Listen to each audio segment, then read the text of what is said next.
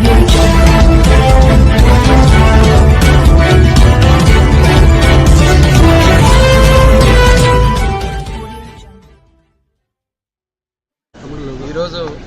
రాష్ట్ర వ్యాప్తంగా ఒక పండుగలాగా పరిశ్రమల శంకుస్థాపన ప్రారంభోత్సవ కార్యక్రమాన్ని గౌరవ ముఖ్యమంత్రి చంద్రబాబు నాయుడు గారు చేస్తున్నట్టుగా కనిగిరి నుంచి చేసుకోవడం చాలా శుభపరిణామం. వన్ ఫ్యామిలీ వన్ ఎంటర్ప్రెనర్ అనే ఆలోచనతో ప్రతి కుటుంబం నుంచి ఒక ఎంటర్ప్రెనర్ని తయారు చేయాలనేది ప్రభుత్వ లక్ష్యం. దానిలో భాగంగా ఈరోజు దగ్గర 50 ఎంఎస్ఎంఈని పార్ట్స్ ప్రారంభించుకోవడం, అలాగే రాష్ట్ర వ్యాప్తంగా కూడా అనేక పరిశ్రమలకి ఈరోజు భూమి పూజ కానీ ప్రారంభోత్సవ కార్యక్రమాలు తీసుకోవడం జరిగింది. ఇది దగ్గర 20,000 మంది పైన ఎంప్లాయ్మెంట్కి ఈరోజు జరిగినటువంటి శంకుస్థాపనలో శ్రీకారం చుట్టారు. అలాగే ఇప్పుడు దగ్గర 10 లక్షల కోట్ల రూపాయల పెట్టుబడులు తీసుకురావడం, లక్షలాది మందికి ఎంప్లాయ్మెంట్ క్రియేట్ చేయాలని ఏకైక లక్ష్యంతో ప్రభుత్వం పనిచేస్తుంది. ఈరోజు అనకాపల్లిలో కూడా దగ్గర 3,700 కోట్ల రూపాయలతో ఈరోజు ఇన్వెస్ట్మెంట్కి 9 పరిశ్రమలకి శంకుస్థాపన కార్యక్రమాలు చేయడం జరిగింది. అలాగే దగ్గర 4,500 మందికి ఎంప్లాయ్మెంట్ క్రియేట్ చేయడానికి ఇక్కడ ఈరోజు కార్యక్రమాలు చేశారు. చాలా సంతోషం, ఎందుకంటే 5 సంవత్సరాలు జగన్మోహన్ రెడ్డి ప్రభుత్వంలో రాష్ట్రానికి పెట్టుబడులు పెట్టాలంటే భయపడే విధంగా వచ్చిన ఇన్వెస్ట్మెంట్లు కూడా వెనక్కి వెళ్ళిపోయినటువంటి సందర్భం మనం చూసాం. అమర్ రాజా బ్యాటరీస్ కానీ, రూలు సంస్థ కానీ, ఇలా అనేక సంస్థలు రాష్ట్రం నుంచి వెళ్ళిపోయినటువంటి పరిస్థితి చూసాం. కానీ ఇవాళ బ్రాండ్ చంద్రబాబు నాయుడు గారు అంటే ఒక బ్రాండ్, ఆ బ్రాండ్తోనే ఇవాళ ఇప్పటికి దగ్గర 10 లక్షల కోట్ల రూపాయల పెట్టుబడి తీసుకొచ్చాం. మళ్ళీ ఇప్పుడు రేపు సమ్మిట్ కూడా నిర్వహించబోతున్నాం. దగ్గర 10 లక్షల కోట్ల పెట్టుబడికి కంపెనీస్ దేశ విదేశాల నుంచి వస్తూ ఉన్నారు, రిప్రజెంటేటివ్స్ వస్తూ ఉన్నారు. దాంతోపాటు స్థానికులకు కూడా ఎంటర్ప్రైనర్స్గా తయారు చేయాలన్నది ప్రభుత్వ లక్ష్యం. ఇవాళ చూసాం ఆర్సెల్ఆర్ మెటల్ కానీ దగ్గర 1,50,000 కోట్ల రూపాయలతో ఇవాళ ప్రపంచంలోనే ప్రతిష్టాత్మకమైనటువంటి గూగుల్ అమెరికా తర్వాత అతిపెద్ద క్యాంపస్ని ఇక్కడ విశాఖపట్నంలో ఏర్పాటు చేసుకోవడం చాలా సూపర్. దగ్గర $15 బిలియన్ ఇన్వెస్ట్మెంట్ వాళ్ళు రావడం అనేది ఆంధ్ర రాష్ట్రానికి మరో రూపాన్ని మనం చూడబోతాం. ఎందుకంటే గతంలో మైక్రోసాఫ్ట్ని ఆ రోజు ఉమ్మడి ఆంధ్ర రాష్ట్రంలో హైదరాబాద్ తీసుకొస్తే ఆంధ్రప్రదేశ్ని ఆ రోజు ఐటీ వైపు ఏ రకంగా మలిచి కోట్ల మంది దేశ విదేశాల్లో ఆడవాళ్ళతో సహా వాళ్ళ ఎంప్లాయీస్ కానీ ఇవాళ వస్తున్నటువంటి ఈ గూగుల్ కానీ, క్వాంటమ్ కంప్యూటింగ్ కానీ, ఇవాళ రాయలసీమ ప్రాంతంలో ఎలక్ట్రానిక్స్ కానీ, తీర ప్రాంతంలో పోర్ట్స్ కానీ, ఎయిర్పోర్ట్స్ కానీ, ఇవన్నీ కూడా రాష్ట్రం యొక్క స్వరూపాన్ని మార్చడానికి ఇవాళ ఇవన్నీ కూడా చాలా ఉపయోగపడతాయి. ముఖ్యంగా యువ నాయకుడు నారా లోకేష్ గారు చంద్రబాబు నాయుడు గారి ఆదేశాలతో కంపెనీల దగ్గరికి వెళ్ళడం, వాళ్ళందరినీ కూడా తీసుకొచ్చి ఇవాళ ఇంత తక్కువ ఎత్తున మన నెక్స్ట్ జనరేషన్కి ఎంప్లాయ్మెంట్స్ రావడానికి ఎక్కడ ఇబ్బంది ఏర్పాటు చేస్తున్నాం. ఒక నాలెడ్జ్ హబ్గా ఆంధ్ర రాష్ట్రం తయారు చేయడానికి ఒక కొత్త కార్యక్రమాలు, ఎంప్లాయ్మెంట్, అదేవిధంగా ఇన్వెస్ట్మెంట్ల ద్వారా ఆంధ్ర రాష్ట్రానికి ఆదాయ వనరు కూడా పెంచుకునే దానికోసం ఒక సంక్షేమ కార్యక్రమాలు చేస్తున్నాం. సూపర్ 6 ద్వారా అభివృద్ధి కార్యక్రమాలు ఒక పక్కన జరుగుతున్నాయి, ఒక పక్కన ఇన్వెస్ట్మెంట్స్ ద్వారా కూడా ఎక్కువ మందికి ఎంప్లాయ్మెంట్ క్రియేట్ చేయడం. మా టార్గెట్ 20 లక్షల మంది ఎంప్లాయ్మెంట్ క్రియేట్ చేయాలని ఆ దిశగా ఈ ప్రభుత్వం పనిచేస్తుంది. మరొకసారి గౌరవ ముఖ్యమంత్రి చంద్రబాబు నాయుడు గారు రాష్ట్ర వ్యాప్తంగా ఈరోజు చేసినటువంటి ఈ ప్రారంభోత్సవ అభివృద్ధి కార్యక్రమాలకు మనస్ఫూర్తిగా ధన్యవాదాలు. స్థానికులకు ఇంకా ఇతనికి సంబంధించినవి అతనికి సంబంధించినవి కూడా మరికొన్ని భూములు మ్యుటేషన్ చేయవలసి ఉన్నది. అవి ఇంకా అప్లై చేయలేదు. కానీ ఇవి కంప్లీట్ చేసేసి నువ్వు డబ్బులు ఇస్తావా ఇవ్వవా, ఎటువంటి పరిస్థితిలో ఇవ్వకపోతే ఇక ముందు కూడా చేయాల్సింది కూడా ఆపిస్తాను అని చెప్పడం జరిగింది. అలాగే ఈ వర్క్ కంప్లీట్ చేసిన దానికి రివార్డుగా 20,000 రూపాయల లంచం ఈ దినం తీసుకుంటుండగా మేము కంప్లైంట్ నుంచి అతను డబ్బులు అందుకుంటుండగా మేము రెడ్ హ్యాండెడ్గా పట్టుకోవడం జరిగింది. దాని మీద కేసు నమోదు చేసిన విశాఖపట్నం ఏసీబీ వారు కేసు నమోదు చేసి రేపు ఉదయం విశాఖపట్నం ఏసీబీ కోర్టులో మేము రిమాండ్ నిమిత్తము అతన్ని హాజరుపరుస్తాము. అదేవిధంగా ఈ ఆఫీసులో అతనికి కంప్లైంట్ ఎవరైతే ఉన్నారో ఆయనకు సంబంధించినటువంటి రికార్డుని మేము స్వాధీనం చేసుకున్నాము. లంచంగా తీసుకున్న డబ్బును కూడా అతని ప్యాంటు జేబులో నుంచి మేము స్వాధీనం చేసుకున్నాము. అలాగే అతను డబ్బులు తీసుకున్న తర్వాత మేము కెమికల్ టెస్ట్ చేసాం, అది కూడా పాజిటివ్ రిజల్ట్స్ వచ్చింది. ఏదైతే ప్యాంట్ జేబులో పెట్టాడో ఆ ప్యాంట్ జేబు కూడా పాజిటివ్ రిజల్ట్స్ వచ్చింది. ప్రజలందరికీ కూడా తెలియజేయకుండా ఏమిటంటే ఎటువంటి పరిస్థితుల్లోనూ ఏ ప్రభుత్వాధికారికి లంచం ఇచ్చి పని చేయించుకోవాల్సిన అవసరం లేదు. ప్రతి ప్రభుత్వ ఉద్యోగి తాను తీసుకుంటున్న జీతం కంపల్సరిగా పనిచేయాల్సిన బాధ్యత అతనిది. అంతేగాని డబ్బు రూపంలోనో వస్తువు రూపంలోనో లంచం ఆశిస్తే మాత్రం తప్పనిసరిగా ఏసీబీ వారు వస్తారు, పట్టుకుంటారు, కటకటాల వెనక్కి పంపిస్తారు. ఇది గ్యారంటీ. అదేవిధంగా అయినా సరే ఏ ప్రభుత్వాధికారైనా సరే లంచం అడిగితే తప్పనిసరిగా మీరు కాల్ చేయండి. 1064 నెంబర్ మళ్ళీ చెప్తున్నానండి, 1064 1064 ఈ నెంబర్కి కానీ మీరు కాల్ చేశారంటే తప్పనిసరిగా మాకు వెంటనే కాల్ వస్తుంది. మేము సదరు కంప్లైంట్తో మేము మాట్లాడతాము. తప్పనిసరిగా వారి మీద ఎవరైతే లంచం అడిగారో వారిని మేము పట్టుకుంటాం.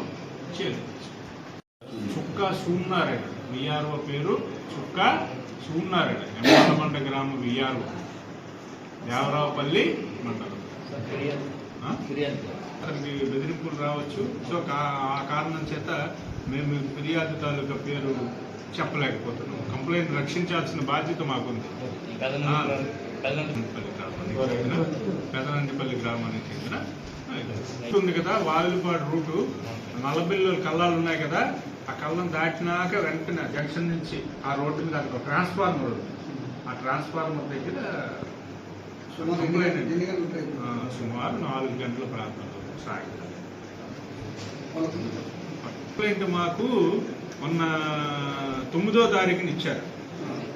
ఇలాగా చాలా లంచం కోసం వేధిస్తున్నారని చెప్పేసి, లంచము ఇస్తే కానీ పాస్బుక్లు కూడా ఇవ్వనాను, వచ్చినా కూడా నీ పాస్బుక్లు ఇవ్వనాను, పాస్బుక్లు కూడా ఆపించేస్తాను, నాకు అంత ఇన్ఫ్లుయెన్స్ ఉంది, జాగ్రత్తగా చూసుకో, మరి డబ్బులు ఒప్పుకోను, అలాగే మీకు ఇంకా మీ రొటేషన్ బోల్డ్ ఉన్నాయి కదా మీ ఫైల్స్, అవి కూడా ఆపేస్తాను, ఎటువంటి పరిస్థితులు అని రిపీటెడ్గా డిమాండ్ చేశారు. అంటే జూన్లో జరిగితే సెప్టెంబర్ వరకు మీరు ఎందుకు ఆగారు? దీనికోసం మీరు అసలు ఆగాల్సిన అవసరం ఎందుకు వచ్చింది? మీరే ముఖ్యమంత్రిగా ఉన్నారు కదా, ఎందుకు మీరు అన్ని రోజులు ఆగిన తర్వాత అది కూడా మీ పార్టీ ఆఫీసులో పార్టీ వేదిక మీద చెప్పడం అంటే వెంకటేశ్వర స్వామి యొక్క ప్రతిష్టని, తిరుమల తిరుపతి దేవస్థానం యొక్క ప్రతిష్టని దిగజార్చే విధంగా మీరు ఒక ముఖ్యమంత్రి స్థాయిలో మాట్లాడడం ఇది సమంజసం కూడా కాదు. ఎందుకంటే గతంలో కూడా మీకు చాలాసార్లు చెప్పాం, ఏదైతే మీరు ముఖ్యమంత్రి అయిన వెంటనే ఈవోను మార్చేశారు, పాలక మండలి మార్చేశారు, అధికారులందరినీ కూడా మీ వాళ్ళని వేసుకున్నప్పుడు ఐ థింక్ 21/6 అనుకుంటాను, శ్యామలరావు గారు వారంతా వారే స్టేట్మెంట్ ఇచ్చారు. అన్నీ కూడా చాలా చక్కగా నాణ్యమైన వస్తువులతో మేము తయారు చేస్తున్నామని చెప్పని చక్కటి స్టేట్మెంట్లు 21/6 శ్యామలరావు ఇచ్చారు. మరి ఆయన ఈవోగా బాధ్యత చేపట్టిన తర్వాత కౌగి అంతే కూడా బాగున్నాయని చెప్పని ఇవన్నీ వారి స్టేట్మెంట్లే, ఏదో మేము సపరేట్గా చూపెట్టినవేం కాదు, వారు రిపోర్ట్ చేసిన తర్వాత వారు చేసిన స్టేట్మెంట్లే. ఆ తర్వాత అదే శ్యామలరావు గారు కొన్ని రోజులు పోయిన తర్వాత దాంట్లో మన వెజిటేబుల్ ఫ్యాట్ ఉందని చెప్పడం కానివ్వండి, ఆ తర్వాత ఎప్పుడైతే ముఖ్యమంత్రి గారు యానిమల్ ఫ్యాట్ అన్నారో మళ్ళీ తర్వాత ఆయన స్వరం మార్చి యానిమల్ ఫ్యాట్ అని కానివ్వండి, అనేక రకాలుగా అటు ఈవో గారికి కానీ, ఈవో గారి మాటలకు కానీ, చంద్రబాబు మాట్లాడిన మాటలకు కానీ, లోకేష్ మాటలకు కానీ ఎక్కడా పొంతనం లేదు.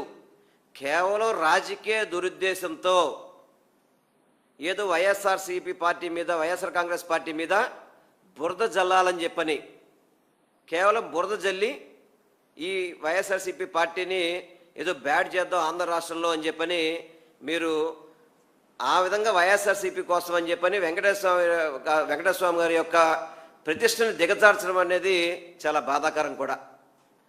4 లారీలు రిజెక్ట్ చేసామంటారు, మళ్ళీ దాంట్లో 4 లారీలు వాడామంటారు. మీరు ఒకసారేమో యానిమల్ ఫ్యాట్ అంటారు, ఒకసారేమో మన వెజిటేబుల్ ఫ్యాట్ అంటారు, ఇప్పుడేమో రసాయనాలు అని చెప్పని మళ్ళీ నారా లోకేష్ గారు ట్వీట్ చేస్తున్నారు. అంటే మీరు ప్రభుత్వంలో ఉన్న వ్యక్తులు సరైన స్టేట్మెంట్ ఇచ్చే పరిస్థితి లేదా? ప్రతిరోజు కూడా తిరుమల తిరుపతి దేవస్థానం మీద ఇదే లడ్డూ మీద జరిగిందని చెప్పని ఒక్కొక్క స్టేట్మెంట్ ఇచ్చి భక్తుల మనోభావాల్ని దెబ్బతీసే విధంగా మీరు ఈ కార్యక్రమం చేయడం చాలా బాధాకరం కూడా. ఎందుకంటే నేను చంద్రబాబు చూస్తూ ఊరుకోదు. ఇప్పుడు ఈ విశాఖ సదస్సులో, భాగస్వామ్య సదస్సులో ఎవరు భాగస్వామ్యం అంటే ప్రభుత్వం, కార్పొరేట్లే భాగస్వాములు, ప్రజల భాగస్వామ్యం లేదు. రోజు P4 గురించి చెబుతుంటారు, public private people partnership, people partnership. ఆ పేరుతోనే దారిద్ర నిర్మూలన కూడా చెబుతున్నారు. కానీ వేర్ ఈజ్ దట్ పీపుల్? ఇందులో ఈ భాగస్వామ్య సదస్సులో పీపుల్ యొక్క భాగస్వామ్యం ఎక్కడ అని మేము అడుగుతున్నాం. ముఖ్యంగా 37 సెషన్స్, ప్లేనరీ సెషన్స్ పెడితే ఆ ప్లేనరీ సెషన్స్ ఏ అంశాల మీద పెట్టారో అన్నీ చూస్తే ఒక్కటి కూడా కార్మిక సంక్షేమం గురించి కానీ, మన రాష్ట్రంలో ప్రాంతీయ అసమానతలు నిర్మూలించేదానికి వెనుకబడిన ప్రాంతాల అభివృద్ధికి సంబంధించి కానీ, ఉపాధి కల్పన గ్యారంటీ కానీ, ఈ అంశాలు అసలు ఎక్కడ వెతికినా కనపడవు. ఎవరన్నా కొన్ని పెట్టుబడి పెట్టి పరిశ్రమ పెడితే అందులో ఉద్యోగాల కల్పన అనేది చూపిస్తున్నారు, లక్షల మందికి ఉద్యోగాలు. ఇంతవరకు ఈ 1.5 సంవత్సర కాలంలో డిఎస్సి 16,000 మినహా ఎక్కడ అసలు ఉద్యోగాలు లేవు, ఇవ్వలేదు, అన్ని ప్రకటనలే. పోనీ పెట్టిన చోటైనా, చిన్న చిన్న పరిశ్రమలు ఎక్కడైనా పెట్టిన చోటైనా స్థానికులకు ఇచ్చారా ఉద్యోగాలు? ఇప్పుడు ఐటీలో పరిశ్రమలు పెడుతున్నారు, మంచిది, గూగుల్ లాంటివి వస్తున్నాయి, మంచిదే. ఇవన్నీ మన సాంకేతిక అభివృద్ధికి, మన దగ్గర ఉండేటువంటి నైపుణ్య స్కిల్డ్ పీపుల్ చాలామంది అమెరికాకు, యూరోప్కి వెళ్తున్నారు. ఇప్పుడు చైనా కూడా ద్వారాలు తెరిచింది. ఈ స్కిల్డ్ పీపుల్ అందరిని ఉపయోగించుకునేదానికి ఏంటి దీంట్లో ప్రభుత్వం యొక్క పాత్ర ఏమిటి? ఇక్కడే కానీ ఉపయోగించుకుంటే ఎంత ఇన్నోవేషన్ జరుగుతుంది. కానీ విదేశీ కంపెనీలు వస్తున్నాయి, వాళ్ళు అక్కడి నుంచే పీపుల్ని తీసుకొస్తున్నారు, ఇక్కడ ఉద్యోగాలు రావు, ఉన్నటువంటి స్కిల్ అంతా వేస్ట్ అవుతున్నది. అందుకని ఈ భాగస్వామ్య సదస్సులో ప్రజల భాగస్వామ్యం, ముఖ్యంగా కార్మిక సంక్షేమం, ఉపాధి కల్పన గ్యారంటీ, వీటిని కూడా ఒక సెషన్ చేర్చి చర్చించాలి. అభివృద్ధి అంటే పెట్టుబడి, శ్రమ రెండు కలిస్తే అభివృద్ధి. ఒట్టి పెట్టుబడితో అభివృద్ధి జరగదు. పెట్టుబడి కావాల్సినంత ఉంది. ఇప్పుడు పెట్టుబడిదారుల దగ్గర 10 లక్షల కోట్లు ఉన్నాయి, ఏం చేసుకోవాలో వాళ్ళకి తెలియటల్లా. శ్రామికులకు ఉద్యోగాలు ఇస్తే వాళ్ళకి ఆదాయాలు పెరిగితే అభివృద్ధి జరుగుద్ది. వాళ్ళకి ఉద్యోగాలు ఇవ్వకుండా, జీతాలు ఇవ్వకుండా ఉన్నవాళ్ళని కూడా ఉద్యోగాలను తీసేసి, అదే విశాఖపట్నంలో ఇప్పుడు 6,000 మందిని స్టీల్ ప్లాంట్ నుంచి తీసేశారు. అదే విశాఖపట్నంలో ఐటీ మన మధురవాడ ఉన్నటువంటి ఆ హిల్ మీద ఐటీ హబ్లో బోలెడంత స్పేస్ ఖాళీగా ఉంది. మరి వీటన్నిటిని ఉపయోగించుకునే పరిస్థితి కాదు. మరి ఏ రకంగా ఐటీ వాళ్ళని, ఇప్పుడు లక్షలాది మంది కొన్న ఐటీ వాళ్ళకి ప్రతి సంవత్సరం 2 లక్షల మంది పైగా ఐటీ వాళ్ళు బయటకు వస్తున్నారు, ఇంజనీరింగ్ గ్రాడ్యుయేట్లు. మరి వాళ్ళకి ఏ రకంగా ఉపాధి ఇప్పుడు ఇంతకుముందు అంటే అమెరికా పోవచ్చు, లేకపోతే ఆస్ట్రేలియా పోవచ్చు అనుకునేవాళ్ళు. ఇప్పుడు ఆ అవకాశాలు కూడా లేవు. వాళ్ళకి ఎలా అవకాశాలు కల్పిస్తారు? అందుకని యువతకి మన రాష్ట్రంలో ఉన్నటువంటి చదువుకున్నటువంటి స్కిల్డ్ ఇంజనీర్లకి వాళ్ళకి తగిన ప్రోత్సాహం ఇవ్వకుండా, ఒకసారి ఉద్యోగం ఇచ్చి 6 నెలల తర్వాత, ఏడాది తర్వాత గంగవరం పోర్టులు ఇచ్చారు స్థానికంగా భూములు కోల్పోయిన వాళ్ళకి, స్థానికులకు ఉద్యోగాలు. ఏడాది కాకుండానే తీసిపారేశారు వాళ్ళని. అదాని వచ్చాడు, వెంటనే తీసిపారేశాడు. అంటే రికార్డులో చూపిస్తారు ఇచ్చినట్టు, తర్వాత ఉండదు. కానీ ఈ రకం కాదు. వాళ్ళకి ఖచ్చితంగా మన రాష్ట్రంలో ఇంతమంది వాళ్ళు తీసుకుంటాం, మన రాష్ట్రంలో స్కిల్డ్ అన్ఎంప్లాయిడ్ అందరిని ఉపయోగించుకుంటాం, ఇంజనీర్లని, వాళ్ళకు ఉద్యోగ భద్రత ఉంటుంది, వాళ్ళకి జీతాల గ్యారెంటీ ఉంటుంది.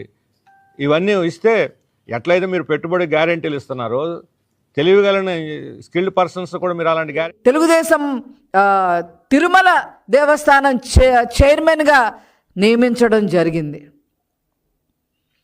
అదే బాటలో ఈ జగన్మోహన్ రెడ్డి కూడా కక్ష గట్టినట్టుగా తిరుమల తిరుపతి దేవస్థానాన్ని ఏదో రకంగా ఒక మకిలి సృష్టించాలి, హిందూ మనోభావాల్ని దెబ్బతీయాలి,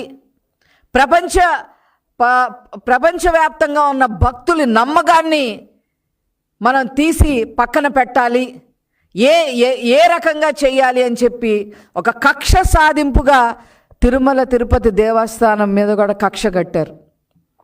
దానికి కూడా ఆధారాలు ఉన్నాయి. ఏనాడైతే మరి ఎకరాలు అమరావతిలో మరి టీటీడీ తరఫున వెంకటేశ్వర స్వామి ఆలయాన్ని నిర్మించాలి ఇన్ని ఎకరాల్లో అని ఆనాడు చంద్రబాబు నాయుడు గారు మరి పూనుకుంటే మరి దాన్ని కుదించేసిన వ్యక్తి ఈ జగన్మోహన్ రెడ్డి ముఖ్యమంత్రి స్థాయిలో ఉండి, ఆనాడే అందరికీ కూడా అర్థమైంది ఇతనికి ఒక మతం, హిందూ మతం అంటే పడదు, దాని మీద కక్ష కట్టాడని చెప్పి అందరికీ అర్థమైపోయింది. అదేవిధంగా మరి ఏ మాత్రం వెంకటేశ్వర స్వామిని కొలవని వైవి సుబ్బారెడ్డిని, కరుణాకర్ రెడ్డిని చైర్మన్గా చేసి వాళ్ళని ఏ రకంగా ఉపయోగించాడో ఇప్పుడు నేను చెప్పదలుచుకున్నా. అందరికీ కూడా తెలిసిన విషయమే. అందరు ఏమంటున్నారు? మొట్టమొదటిగా లడ్డూలో కల్తీ నెయ్యి ఉంది, దీన్ని నిగ్గు తేల్చాలి అని అంటా ఉన్నారు. కానీ నేను ఆ మాట అందలుచుకోలేదు. మీకు ఇంకా క్లియర్గా ప్రజలకి చెప్పదలుచుకున్నా. ఓ నెయ్యి 1 కిలో ఉండి ఒక 10 కిలోలు రసాయనాలు కలిపితే దాన్ని కల్తీ నెయ్యి అంటారు. అసలు మొత్తం రసాయనాలతో నెయ్యి వాసన వచ్చేలాంటి నెయ్యిని సృష్టించిన వాళ్ళని దాన్ని కల్తీ నెయ్యి అంటారా? ఇది ప్రజలే ఆలోచించాలి. సబ్బులు తయారు చేసే రసాయనాలు, పెయింట్లు తయారు చేసే రసాయనాల్ని వీటన్నిటిని కలిపి దాన్ని ఒక నెయ్యిలాగా సృష్టించి